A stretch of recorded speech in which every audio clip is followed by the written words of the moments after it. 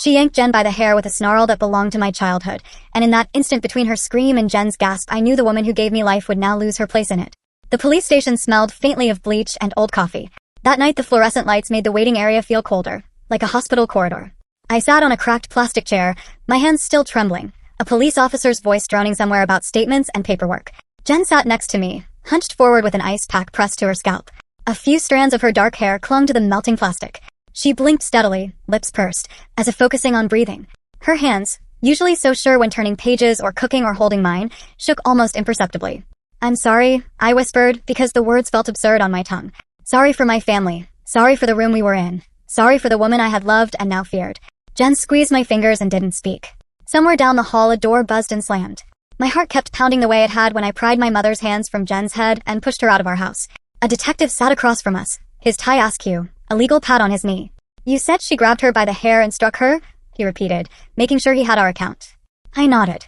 The words felt heavy coming out of my mouth. My mother grabbed my fiancé and hit her. I had told the story twice already, once to the dispatcher through choking breaths and once to the uniformed officer who arrived at the house. Each time the details spilled out like broken glass. "She clawed her face," I added, feeling my throat tighten. "She wouldn't let go." As the detective scribbled, I remembered reading about what constitutes abuse when I first began to understand what I'd been living through.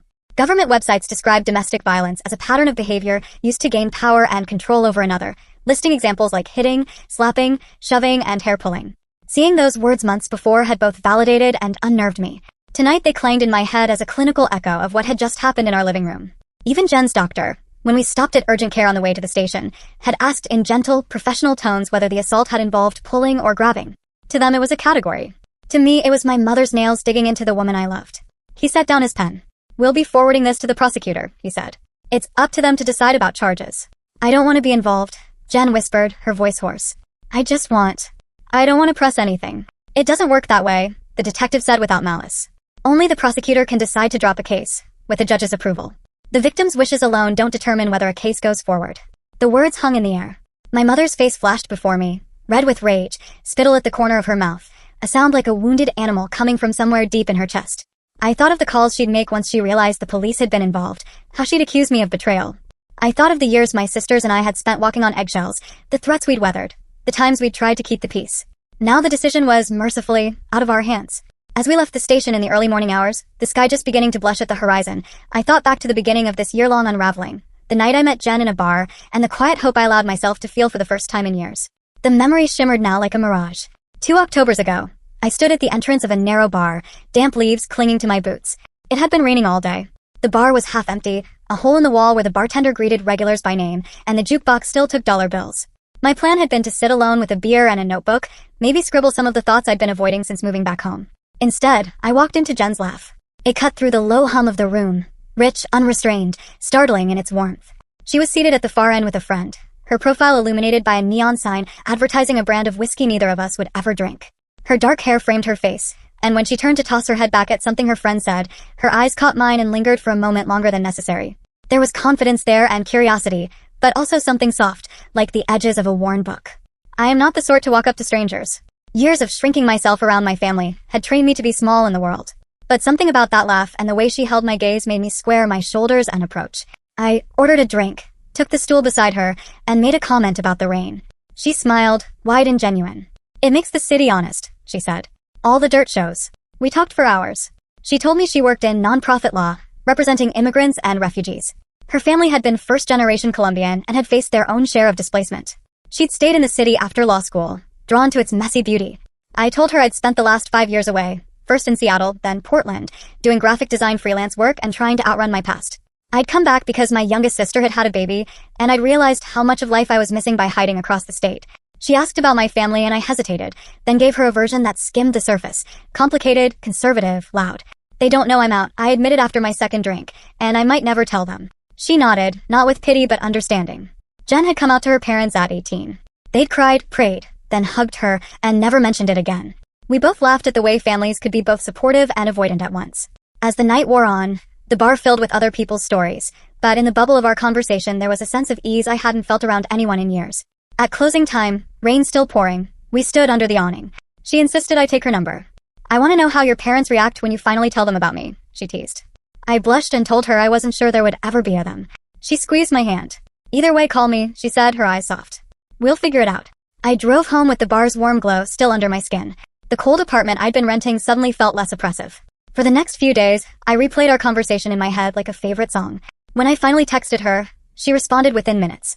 We met for coffee, then dinner, then a walk through a sculpture garden that weaved between warehouses. With each meeting, my world shifted. I learned that she collected vintage postcards, loved obscure indie bands, and cooked plantains that made me rethink my relationship with food. She learned about my love of illustration, my guilty pleasure for cheesy crime dramas, and the long list of festivals my mother had never allowed me to attend because they were worldly. By our 5th date, I knew this wasn't casual. The way Jen listened when I spoke, the way she remembered my offhand remarks and brought me soup when I had a cold, the way she called me Mia Moore in a voice that melted something that had been frozen for years, it all terrified and thrilled me. When she kissed me under a string of twinkle lights in her backyard, I felt a jolt of joy that I'd thought belonged only to other people. For the first time, the future I'd been too afraid to imagine sharpened into focus. I could see a life where I didn't have to shrink, where love was not conditional or transactional. Yet the shadow of my family hovered. My parents, church-going and image-conscious, had always expected me to marry a man from our community, have children, and attend the same church potlucks I'd grown up resenting. My father was quieter in his judgments, but my mother had never hid her disdain for anything outside her narrow worldview. When I was a teenager and my friend came out as gay, my mother's face had twisted in disgust. Those people, she had hissed, are confused and need prayer. I'd swallowed my true self deeper than my own name. Living in other cities had given me freedom. Coming back meant moving closer to the cage. So I kept Jen to myself for months. We built a world of our own. Lazy Sunday mornings with her cat curled between us, long drives to the coast, potlucks with her friends who quickly became mine. I met her siblings and was engulfed in their chaotic, loving energy. Her mother hugged me like an old friend and pressed leftover tamales into my hands. It was the kind of family I'd seen on TV and assumed didn't exist. At night, lying in Jen's arms, I would occasionally imagine bringing her to my parents' house. I'd rehearse responses to my mother's inevitable questions. I'd picture the look on my sisters' faces. Maybe shock, maybe curiosity, maybe a hint of envy that I could live openly. Then I'd turn my face into Jen's neck and decide it wasn't worth it. But secrets rot. They fester in the quiet between heartbeats. My youngest sister, Emily, called one day in late January, her voice breathless. You have to come to dinner this weekend, she said. Mom's making her enchiladas, and Dad hasn't stopped asking about you. He thinks you're joining a cult. I laughed, then sighed. You know how it is. They think my job is a hobby. They think my life choices are rebellion. I've been enjoying not having to defend myself. It's been months since you've seen them, she insisted. At least come for me. I miss you. Emily had been 13 when I left home. She'd only known me as a distant sister. We'd grown closer through texts and quick coffee dates since my return, bridging the years of my absence with inside jokes. She'd become a mother recently, and I adored her daughter. I agreed to dinner, telling myself I could handle an evening. Jen squeezed my hand when I told her. You don't have to bring me up, she said gently. Do whatever feels safe. I hate hiding you, I admitted. But I'm also not ready for their faces when they find out the truth. Then don't do it for them. Do it for you, she whispered, brushing her fingers over my cheek. When you're ready, you'll know. And if you're never ready, we'll still be here. My parents' house was exactly as I remembered. The smell of incense mixed with the tang of cleaning products, the cross above the doorway slightly askew, the Afghan my grandmother had crocheted draped over the couch. My mother hugged me as if we hadn't spent 2 years barely speaking. She commented on my hair, saying I looked so artistic. My father asked about my job but didn't really listen to the answer. Mark, my older brother, barely glanced up from his phone as I walked in. Dinner was mostly small talk. Emily played with her toddler under the table. My other sister, Rachel, recounted a funny work story. Mark made a crude joke that made our mother sweat his arm.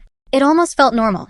Near dessert, my mother leaned over and, in a tone that was meant to sound casual, asked, Do you have a boyfriend yet? He crept up my neck. I'm seeing someone, I said, unable to look at her directly. Their heads turned in unison. What's his name? Rachel asked, eyes sparkling. I took a breath. Her name is Jen. For a beat there was silence. My heart hammered in my chest. My father frowned, confused. My mother's smile froze on her face. Emily mouthed, Oh my God. Mark's fork paused midair. He stared at me, eyes narrowing, then barked out a laugh. Since when are you gay? He sneered. I resisted the urge to shrink. Since forever, I said quietly. I didn't tell you because this is exactly what I was afraid of. My mother clutched her necklace as if it could protect her from my words. You've always been rebellious, she stammered. This is a phase. You always chased attention. It's not a phase, I replied, anger and sadness knotting in my stomach. And I didn't choose this to hurt you. Let me see her, Rachel interjected suddenly. Show us a picture. Reluctantly, I pulled out my phone and scrolled to a photo of Jen and me at the coast, wind whipping our hair as we squinted at the camera. I handed the phone to my sisters. Rachel smiled. Emily let out a low whistle. She's gorgeous, she said. My mother looked over their shoulders and pursed her lips. She looks older, she said, as if trying to find fault. My father remained silent. Then Mark snatched the phone. His eyes widened, and his face contorted into a sneer. You're dating her? He spat. Excuse me? I asked, genuinely confused. This is Jen, he said, his voice rising. Jen from that bar near campus. I dated her last year. He looked at our parents. She's my ex. My sister is dating my ex. My stomach dropped. I glanced at the photo again, then at him. I hadn't known Mark and Jen had dated. She'd never mentioned his last name when recounting past relationships. I swallowed. You dated someone named Jen? For like a month, he admitted, glaring at me. Then I dumped her because she was boring as hell. But that's not the point. You stole my ex. You're a poop sister, he snapped, using the same childish insult he had hurled at me when we were kids. I blinked, shock giving way to anger. I didn't steal anyone, I replied through gritted teeth. You broke up with her a year ago. We met by chance months after. You don't get to claim ownership of a woman you dated for 4 weeks. Break it off, he demanded, pounding his fist on the table. It's disrespectful to me. My mother gasped at the sudden noise. My father finally spoke, telling Mark to lower his voice. Emily shook her head, incredulous. Rachel rolled her eyes. Mark, get over yourself, she muttered. I looked him in the eye. No. His face reddened. You always take what's mine, he hissed. You were always jealous I was the favorite, and now you're dating my leftovers? My chest tightened. Childhood echoes of him taunting me, my mother laughing along, raced through my mind. I pushed my chair back and stood. We're done here, I said, voice shaking. I came because Emily asked. I'm leaving because this is toxic. Jen and I laughed about it later.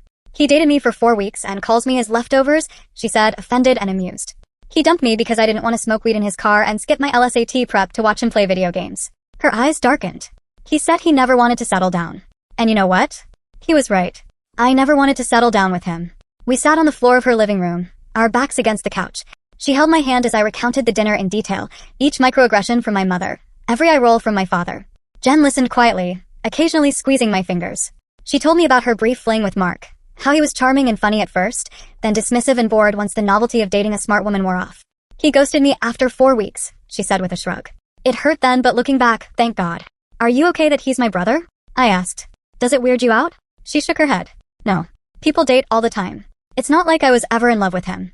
He treated me like an accessory. You treat me like I'm human. There's no comparison. Her reassurance eased something in me.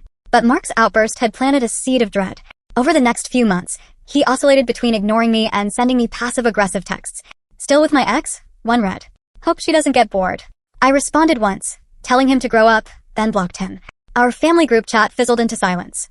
Jen and I continued to build a life. We adopted a rescue dog who had been abandoned in a parking lot, naming her Luna. We went to therapy, individually and as a couple, to learn how to navigate boundaries with my family. Our therapist spoke about how estrangement often stems from long histories of abuse, neglect, and value clashes. She assured me that creating distance from my mother and brother wasn't cruel. It was self-preservation. There's nothing in the rulebook that says you must love someone just because they're family, she reminded me.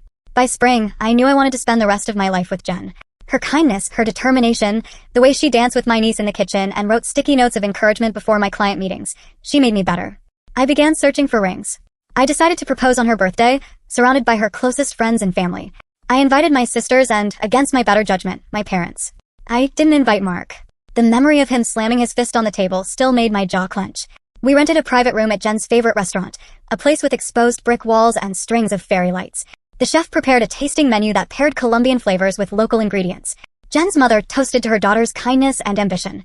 Her friends told stories from law school that had us all laughing. When dessert came, I stood up, heart pounding, and tapped my glass. Jen looked up, eyebrows raised. I swallowed my nerves, reached for her hand, and dropped to one knee. Jen, you walked into my life like rain on a drought, I said, the words tremulous but earnest. You showed me what love without conditions feels like. You've been my partner, my confidant, my home. Will you marry me? Her eyes filled with tears. She laughed and nodded so vigorously that her hair shook. Yes, she whispered, her voice breaking. Cheers erupted. Her mother cried openly. My sisters clapped and wiped their eyes. I slipped the ring onto her finger, a simple band with a small diamond, nothing flashy but full of meaning. Jen pulled me up and kissed me fiercely. The room blurred as we held each other. Across the table, Mark's absence was a relief. Until it wasn't. Because just as the applause faded and the music resumed, the door burst open. Mark stood there, disheveled, eyes wild. He hadn't been invited. Yet there he was, panting like he'd run up the stairs. What the hell? Rachel whispered. Our mother gasped. Mark? What are you doing here? He ignored her. He stalked toward me, his gaze fixed on Jen. You're going to marry her? He snarled, his voice echoing. You're seriously going to marry my ex? The room went silent. Jen's hand tightened in mine. I felt my chest constrict. Mark, get out, I said, trying to keep my voice steady. No, he said loudly.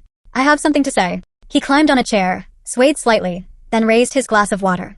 To my sister, the thief, he announced. You think this is love? It's not. It's a joke. You too are a joke. My father stood up, eyes blazing. Mark, sit down, he hissed. You're drunk. But Mark continued. Did she tell you why we broke up? He asked Jen, leaning forward like a villain in a play. Because she was boring. Because she wanted to talk about politics and books and I wanted to live. She's the reason we were miserable. She's going to ruin you too. Jen's expression hardened. She let go of my hand and stepped toward him. You're not going to ruin this, she said quietly. Leave. Rachel grabbed his arm, trying to pull him down. Mark, you're embarrassing yourself, she snapped. But he shook her off. It took the combined efforts of my father, Jen's brother, and the restaurant manager to drag Mark out. He screamed about how he was being mistreated, how no one respected him, how I would regret this. I stood frozen, my knees weak, watching as he was forced through the door. When it finally closed behind him, Jen's friends burst into murmurs. My mother clutched her chest dramatically. Emily hugged me. Jen took a deep breath and looked at me with a mixture of apology and frustration. I'm so sorry, she said, even though it wasn't her fault. Don't be, I replied, anger simmering in my veins. He's not part of this. He never will be. The next day, my sisters and I texted each other in disbelief. Mark has lost his mind, Emily wrote. You're uninviting him, right? I had already been leaning that way, but seeing my siblings align with me solidified it. I typed back, he's out. I won't have him ruin our wedding. Mark must have sensed it. He went silent for a while, his social media posts about fake people and backstabbers less frequent. I didn't see him at family gatherings. My parents didn't mention him much. I half hoped he'd stay away. One afternoon in June, my phone vibrated with a text from Mark. Dinner at my place Sunday. Family only. Be there. The audacity made me laugh out loud. I ignored it. Minutes later, my mother called. Your brother is hosting a dinner, she said. Your father and I are going, and so are your sisters. It would be good for the family if you came. It's weird, I replied. We're barely speaking, and suddenly he wants to host a meal? Maybe he wants to make peace, she said. Maybe he's sorry. Part of me doubted that, but I also felt a sliver of hope. What if he realized the hurt he'd caused? What if he apologized and we moved forward, if not as friends then at least as civil siblings? I loved the idea of my future children having more than just Aunt Emily and Aunt Rachel as family. Jen raised an eyebrow when I told her. I'll go, she said calmly. But we keep our distance. The second anything feels off, we leave. Mark's apartment was surprisingly tidy. He'd hung tasteful art prints and had even lit candles. The table was set with mismatched plates and cloth napkins. He greeted us with a stiff hug, his eyes darting between me and Jen. My parents sat on one side of the table, my sisters on the other. There was a nervous energy in the air, like everyone was waiting for a shoe to drop. Dinner was pasta, salad, and garlic bread. Conversation stayed on safe topics. Emily's toddler's latest words, Rachel's promotion, my father's garden. Mark asked Jen about her job, nodding politely. He refilled our wine glasses. Part of me began to relax. Maybe he had matured. Maybe he wanted to show he could be supportive. Then, 30 minutes in, he stood up abruptly, scraping his chair back. I have an announcement, he said loudly, tapping his fork against his glass. Conversation died. He cleared his throat. I'm so glad you're all here for my big moment. I want to show you what love looks like. My stomach dropped. Jen stiffened beside me. My sisters exchanged glances. My mother clapped her hands excitedly, unaware of the undercurrent. Mark reached into his pocket and pulled out a small velvet box. Time slowed. He opened it, revealing a cheap, tarnished ring. Then he dropped to one knee in front of Jen. Jen, he said, his voice theatrically earnest. I've been thinking, we should give us another chance. Marry me. For a second no one breathed. Jen's eyes widened, and then her face twisted into disgust. She stood up quickly, chair scraping. Are you fucking serious? She spat. Stand up, Mark. This is insane. My mother gasped, finally understanding. Mark, what are you doing? This is not funny, Rachel said, rising to her feet. Sit down. Emily looked like she might faint. Oh my God, she whispered, hands covering her mouth. Mark stayed on his knee, grinning. I'm just showing my dear sister what happens when you try to steal someone else's woman, he said, his eyes flicking to me. She doesn't actually love you. She's using you to get back at me. Jen stepped back, her hands shaking with anger. Get up, she repeated, her voice cold. I don't want anything to do with you. My father moved as if to yank Mark up, but I reached him first. A white-hot rage surged through me. Memories of every taunt, every dismissal, every moment of childhood when he'd pushed me down and my mother had left, flooding my mind. Before I could process, my fist connected with his jaw. Pain shot up my arm, but the sound was satisfying. He fell backward, stunned. Leave, I snarled, standing over him. Do not ever speak to us again. My mother screamed my name. Stop it, she cried. He's your brother. So. Rachel snapped. He's acting like a psycho. Mark scrambled to his feet, clutching his cheek. You're crazy, he spat, spittle flying. I was just joking. Proposing to my fiancé in front of me is not a joke, I hissed. It's harassment. Get out of my life. He glared at me, hate burning in his eyes, then stormed into his bedroom and slammed the door. The room was silent except for my mother's stifled sobs. My father rubbed his temples. Jen put a hand on my back. My breath came in gasps, my hand throbbing. I realized I'd never punched someone before. We left immediately. In the elevator, Jen stared straight ahead, jaw clenched. I'm so sorry, she muttered again, though she had nothing to apologize for. I shook my head, tears stinging my eyes. It's not you, I said. He has always been like this. I'm just glad you saw it. I'm sorry he humiliated you. We sat on our couch that night in silence. Luna rested her head on Jen's knee. After a while, I said what we had both been thinking. He can't come to the wedding. Jen let out a breath and nodded. Agreed. I texted my siblings and parents the next morning. After last night, Mark is no longer invited to our wedding, I wrote. This is non-negotiable. Rachel responded with a heart and, thank God. Emily sent a thumbs up. My father responded with an understood. My mother waited several hours, then replied, he was joking. Don't be dramatic. Jen and I set about planning our wedding with renewed boundaries. We envisioned an intimate ceremony at a botanical garden, friends and chosen family in attendance. We met with caterers and florists, tasted cakes, and debated between a string quartet and a DJ. For a couple of months, there was calm. Mark didn't contact us. My mother didn't mention him. I began to allow myself excitement. In late August, my mother called and asked if she could stop by. I want to talk about the wedding, she said. I hesitated, then agreed, thinking she might want to help with details like flowers or seating arrangements. When she arrived, she sat on our couch, her back rigid, and got straight to the point. I think you're being unreasonable about Mark, she began. He made a simple mistake. You should forgive him. I stared at her, incredulous. A simple mistake? He proposed to my fiancé in front of me. That's not a joke. She waved her hand dismissively. He was just trying to get a reaction. Boys do foolish things. He's 32, Mom, I snapped. He's not a boy. And this wasn't just foolish. It was cruel. She crossed her arms. You're being insecure, she said. If your relationship is strong, you wouldn't be threatened by a little joke. My jaw dropped. This isn't about insecurity. It's about respect and boundaries. She sighed dramatically. Fine. If you refuse to invite him, then I won't come either. The words hit me like a slap. So you're choosing him over me? I asked quietly. I'm not choosing anyone, she said defensively. I just refuse to be part of this petty ostracizing. I felt my chest tighten. It wouldn't be the first time you missed an important event because of Mark, I said, the bitterness laced with truth. I thought of childhood recitals she skipped to attend Mark's soccer games, of the time she left me waiting outside the school because she forgot she'd promised to pick me up. Her face darkened. How dare you throw the past in my face, she snapped. I made mistakes, but I'm your mother. I deserve respect. Respect is earned, I replied, my voice rising despite myself. And you've never respected me. She stood abruptly. Fine, she said, her voice icy. I won't come. Enjoy your little party without your family. She stormed out, slamming the door behind her. I stood frozen, heart racing. Jen emerged from the kitchen, eyes wide. Are you okay? She asked. I'm numb, I replied, sinking onto the couch. I guess she won't be there. Weeks passed. I tried to focus on work and wedding plans, but my mother's absence loomed. Jen's family offered to fill in, to stand as parents for us. My father called once, his voice tentative. Your mother is hurt, he said. She feels excluded. She excluded herself, I replied. I'm not uninviting her. I'm just not inviting Mark. She's making a choice. He sighed. She's your mother, he said, as if that were an answer to everything. I thought of the therapy sessions where we had discussed how familial titles don't absolve harm. I thought of the articles I had read about estrangement being a last resort after years of boundary violations. I know, I said quietly. But I'm your daughter. That should matter too. 2 weeks before the wedding, my mother showed up unannounced. Jen and I were eating dinner when the doorbell rang. I opened the door to see her standing there, her hair pulled into a tight bun, her eyes red-rimmed. I want to clear the air, she said, pushing past me into the living room. She paced, hands waving as she spoke. I can't believe you're shutting us out over a simple misunderstanding, she said, her voice rising. Mark didn't mean anything by it. You're blowing it out of proportion. You always were so sensitive. My chest tightened. It wasn't simple, I said, trying to remain calm. He humiliated Jen. He disrespected me.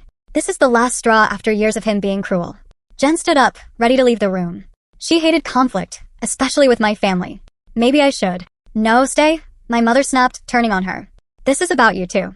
You're tearing our family apart. Jen froze. I'm not tearing anything apart, she said quietly. I love your daughter. Love, my mother scoffed. You're just using her to get back at Mark. That accusation, so absurd and vicious, made something snap in me. My voice rose. Get out, I said, pointing to the door. We're done here. She ignored me. Her voice grew shrill. You think you're better than us now because you live some sinful life? Because you think you're so modern? You're selfish. You're destroying our family. Your sisters forgave me for my mistakes. Why can't you? What mistakes? I demanded. You mean hitting us? Calling me names? Ignoring me unless I was doing something for Mark? Favoring him over us? Manipulating us? Those mistakes. Her face twisted. I apologized, she said. You should move on. You never apologized, I shot back. You just pretended it didn't happen. Apologies require acknowledging harm. You never did. And now you've assaulted the woman I love. She laughed bitterly. Assault? You're ridiculous. I tapped her. It was a joke. Jen moved toward the door, her hand on the knob. I'm done, she said quietly. She began to unlock it.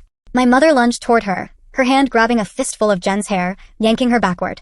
Jen cried out, stumbling, her hands flying to her head. My mother's face contorted with rage. She swung her other hand, striking Jen across the cheek. Her nails raked Jen's skin, leaving red welts. I froze for a second, horrified. Then adrenaline surged. I grabbed my mother's arm, prying her fingers from Jen's hair. Get off her, I shouted, pulling her away. She resisted, her nails scraping my forearm. Jen fell to the ground, hands covering her head. I shoved my mother toward the door. She stumbled, regained her balance, and lunged again, nails outstretched. I blocked her. Stop, I screamed. What is wrong with you? She hissed like an animal. She's ruining everything, she screeched. Her words blended into a string of accusations. I was ungrateful. Jen was manipulative. I was damned. I managed to push her out the door and slam it. She pounded on it with her fists, screaming. Jen sat on the floor, knees drawn to her chest, tears streaming down her face. I knelt beside her, my hands shaking, and pulled her into my arms. I'm calling the police, I whispered, my voice trembling. Jen nodded silently, her body shaking. I dialed, my fingers slick with sweat. The dispatcher's voice was calm. My mother just attacked my fiancé, I blurted out. She pulled her hair, hit her. We need help. The minutes until the officers arrived stretched like hours. My mother continued to pound on the door, screaming threats and pleas. I held Jen and whispered apologies and curses and promises. When the sirens finally neared, my mother fled. I sat on the couch, numb, as I told the officers what happened. Jen spoke quietly, her voice steadier than mine. She lifted her hair to show the swelling on her scalp, the scratches on her face. The officer nodded sympathetically and took notes. He explained that what my mother had done qualified as physical abuse, grabbing, hitting, hair pulling, and that they would file a report. He asked if we wanted to press charges. I looked at Jen. She shook her head. I don't want to involve the courts, she whispered. The officer explained that once a report is filed, the decision to drop or pursue charges lies with the prosecutor, not the victim. We nodded, the bureaucratic reality both comforting and terrifying. After the officers left, we sat in stunned silence. My hands burned from where my mother's nails had scraped me. Jen pressed an ice pack to her head. Are you okay? I whispered, my voice sounding distant. She nodded slowly, then shook her head. I don't know, she said, her voice breaking. I'm hurt. I'm angry. I'm relieved. Like some twisted weight just lifted because now there's no going back. We slept fitfully that night, waking at every creak, expecting my mother to return. My phone buzzed with calls from her, each one going to voicemail.